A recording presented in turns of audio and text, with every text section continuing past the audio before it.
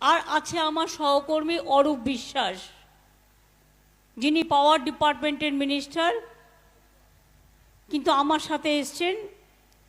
বিশেষ করে দুদিন আগে আমি ওকে নিয়ে এসছি এই কারণে যে আলিপুরদুয়ার, জলপাইগুড়ি এবং কুচবিহারের বিভিন্ন জায়গায় হঠাৎ করে টর্নেডোর মতো একটা বিরাট ঝড় আসায় অনেক মানুষ তার ঘর হারিয়েছেন, 4 জন মানুষ জীবন হারিয়েছেন, প্রায় 156 জন আহত হয়েছেন।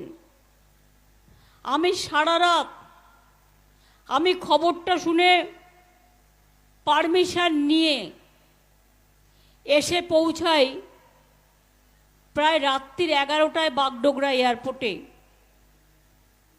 সেখান থেকে জলপাইগুড়িতে যারা মারা গেছেন তাদের বাড়িতে যাই 12:30টায়। সেখান থেকে আমি কিছু স্পট দেখি অন্ধকারে। তারপরে আমি যাই হাসপাতালে।